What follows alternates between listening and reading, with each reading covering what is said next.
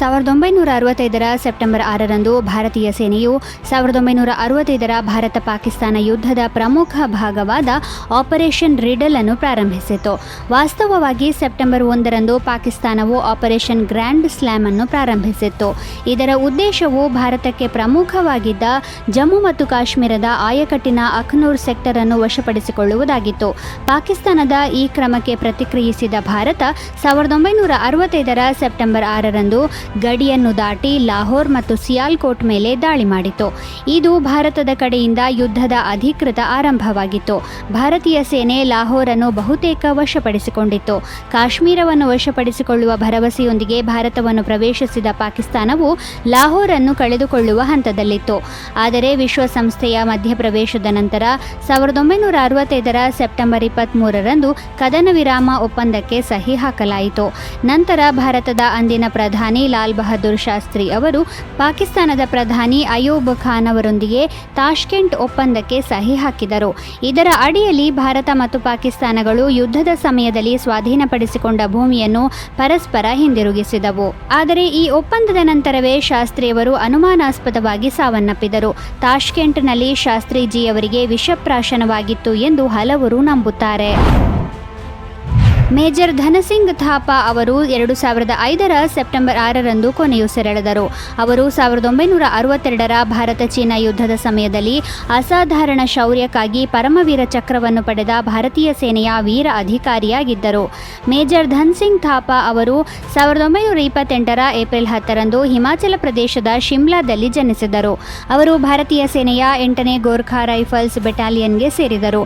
ಅವರ ಬೆಟಾಲಿಯನ್ ಅನ್ನು 1962ರ ಭಾರತ ಚೀನಾ ಯುದ್ಧದ ಸಮಯದಲ್ಲಿ ಲಡಾಖ್ನಲ್ಲಿರುವ ಚುಶುಲ್ ಸೆಕ್ಟರ್ನಲ್ಲಿ ನಿಯೋಜಿಸಲಾಗಿತ್ತು. 1962ರ ಅಕ್ಟೋಬರ್ 20ರಂದು ಚೀನಿ ಸೇನೆಯು ಚುಶುಲ್ ಸೆಕ್ಟರ್ನಲ್ಲಿ ಸಿರಿಜಾಪ್ 1 ಪೋಸ್ಟ್ ಮೇಲೆ ದಾಳಿ ಮಾಡಿತು. ಅಲ್ಲಿ ಮೇಜರ್ ಥಾಪಾ ಮತ್ತು ಅವರ ತುಕಡಿ ನೆಲೆಸಿತ್ತು. ಚೀನಿ ಸೈನ್ಯವು ಹೆಚ್ಚಿನ ಸಂಖ್ಯೆಯಲ್ಲಿದ್ದರೂ ಕೂಡ ಧೃತಿಗೆಡದೆ ಮೇಜರ್ ಥಾಪಾ ತನ್ನ ತುಕಡಿಯನ್ನು ಮುನ್ನಡೆಸಿದರು ಮತ್ತು ಶತ್ರುಗಳನ್ನು ಧೈರ್ಯದಿಂದ ಎದುರಿಸಿದರು. ಪೋಸ್ಟ್ ಸಂಪೂರ್ಣವಾಗಿ ಶತ್ರುಗಳಿಂದ ಸುತ್ತುವರಿಯಲ್ಪಟ್ಟಾಗ ಮತ್ತು ಮದ್ದುಗುಂಡುಗಳು ಖಾಲಿಯಾದಾಗಲೂ ಕೂಡ ಮೇಜರ್ ಥಾಪಾ ತನ್ನ ಸೈನಿಕರೊಂದಿಗೆ ಕೊನೆಯವರೆಗೂ ಯುದ್ಧವನ್ನು ಮುಂದುವರೆಸಿದರು. ಈ ಧೈರ್ಯಶಾಲಿ ಪ್ರಯತ್ನದಲ್ಲಿ ಮೇಜರ್ ಥಾಪಾ ಅವರನ್ನು ಚೀನಿಯರು ವಶಪಡಿಸಿಕೊಂಡರು. ಆ ಸಮಯದಲ್ಲಿ ಅವರು ಹುತಾತ್ಮರಾದರೆಂಬ ವರದಿಗಳು ಬಂದವು. ಆದರೆ ನಂತರ ಅವರು ಜೀವಂತವಾಗಿದ್ದಾರೆ ಎಂಬುದು ತಿಳಿದುಬಂತು ಮತ್ತು ಯುದ್ಧದ ನಂತರ ಅವರು ಬಿಡುಗಡೆಯಾದರು.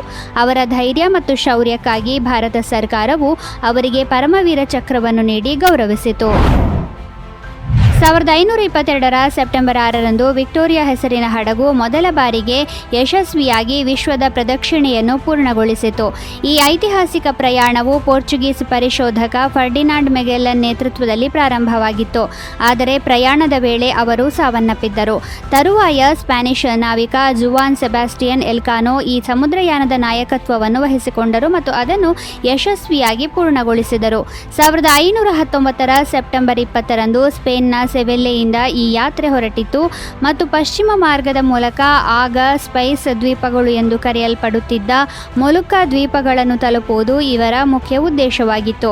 ಈ ಪ್ರಯಾಣದಲ್ಲಿ ಒಟ್ಟು 5 ಹಡಗುಗಳ ನೌಕಾಪಡೆ ಇತ್ತು. ಅದರಲ್ಲಿ ವಿಕ್ಟೋರಿಯಾ ಮಾತ್ರ ಕೊನೆಯವರೆಗೂ ಉಳಿದುಕೊಂಡಿತು ಮತ್ತು ಯಶಸ್ವಿಯಾಗಿ ಸ್ಪೇನ್ಗೆ ಮರಳಿತು. ಈ ಸಮುದ್ರಯಾನದ ಸಮಯದಲ್ಲಿ ಪೆಸಿಫಿಕ್ ಸಾಗರವನ್ನು ಕಂಡುಹಿಡಿಯಲಾಯಿತು. ಇದು ಭೌಗೋಳಿಕ ಮತ್ತು ನ್ಯಾವಿಗೇಷನ್ ಕ್ಷೇತ್ರದಲ್ಲಿ ಪ್ರಮುಖ ಮೈಲಿಗಲ್ಲು ಎಂದು ಸಾಬೀತಾಯಿತು. 1968ರ ಸೆಪ್ಟೆಂಬರ್ 6ರಂದು ಸ್ವಾಜಿಲ್ಯಾಂಡ್ ಬ್ರಿಟಿಷ್ ಆಳ್ವಿಕೆಯಿಂದ ಸ್ವತಂತ್ರವಾಯಿತು. ಸ್ವಾಜಿಲ್ಯಾಂಡ್ ಅನ್ನು 1903ರಿಂದ ಬ್ರಿಟಿಷರು ಆಳಿದ್ದರು. ಸ್ವಾಜಿಲ್ಯಾಂಡ್ ದಕ್ಷಿಣ ಆಫ್ರಿಕಾದಲ್ಲಿರುವ ಒಂದು ಸಣ್ಣ ದೇಶ. ಸುಮಾರು 66 ವರ್ಷಗಳ ಕಾಲ ಬ್ರಿಟಿಷ್ ಸಾಮ್ರಾಜ್ಯದ ಅಡಿಯಲ್ಲಿದ್ದ ನಂತರ 20ನೇ ಶತಮಾನದ ಮಧ್ಯಭಾಗದಲ್ಲಿ ಆಫ್ರಿಕಾದಾದ್ಯಂತ ರಾಷ್ಟ್ರೀಯತೆಯ ಅಲೆಯು ಎದ್ದಿತು ಮತ್ತು ಈ ಭಾವನೆ ಸ್ವಾಜಿಲ್ಯಾಂಡ್ನಲ್ಲಿಯೂ ಕೂಡ ಬೆಳೆಯಿತು. ಸ್ವಾಜಿ ರಾಜಮನೆತನ ಮತ್ತು ಇತರ ನಾಯಕರು ಬ್ರಿಟಿಷ್ ಸರ್ಕಾರದಿಂದ ಸ್ವಾತಂತ್ರ್ಯವನ್ನು ಕೋರಲು ಪ್ರಾರಂಭಿಸಿದರು. ಸುದೀರ್ಘ ಮಾತುಕತೆಗಳು ಮತ್ತು ರಾಜಕೀಯ ಒತ್ತಡದ ನಂತರ ಬ್ರಿಟಿಷ್ ಸರ್ಕಾರವು ಅಂತಿಮವಾಗಿ ಸ್ವಾಜಿಲ್ಯಾಂಡ್ಗೆ ಸ್ವಾತಂತ್ರ್ಯ ನೀಡಲು ನಿರ್ಧರಿಸಿತು. 1968ರ ಸೆಪ್ಟೆಂಬರ್ 6ರಂದು ಸ್ವಾಜಿಲ್ಯಾಂಡ್ ಅನ್ನು ಅಧಿಕೃತವಾಗಿ ಸ್ವತಂತ್ರ ರಾಷ್ಟ್ರವೆಂದು ಘೋಷಿಸಲಾಯಿತು. ಈ ದಿನದಂದು ಅಲ್ಲಿನ ರಾಜ 2ನೇ ಸೋಬುಜಾರನ್ನು ಸ್ವಾಜಿಲ್ಯಾಂಡ್ನ ಸಾರ್ವಭೌಮ ಆಡಳಿತಗಾರರನ್ನಾಗಿ ಮಾಡಲಾಯಿತು ಮತ್ತು ದೇಶವು ತನ್ನ ಮೊದಲ ಸಂವಿಧಾನವನ್ನು ಅಳವಡಿಸಿಕೊಂಡಿತು.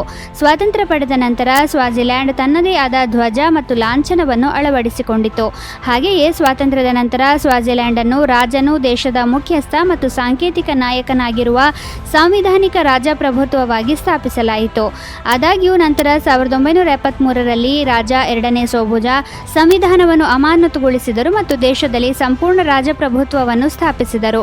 ಅಂದಿನಿಂದ ಸ್ವಾಜಿಲ್ಯಾಂಡ್ ಸಾಂಪ್ರದಾಯಿಕ ಆಡಳಿತ ವ್ಯವಸ್ಥೆಯನ್ನು ನಿರ್ವಹಿಸುತ್ತಿದೆ ಮತ್ತು ದೇಶವನ್ನು ಈಗ ಎಸ್ವತಿನಿ ಎಂದು ಕರೆಯಲಾಗುತ್ತದೆ.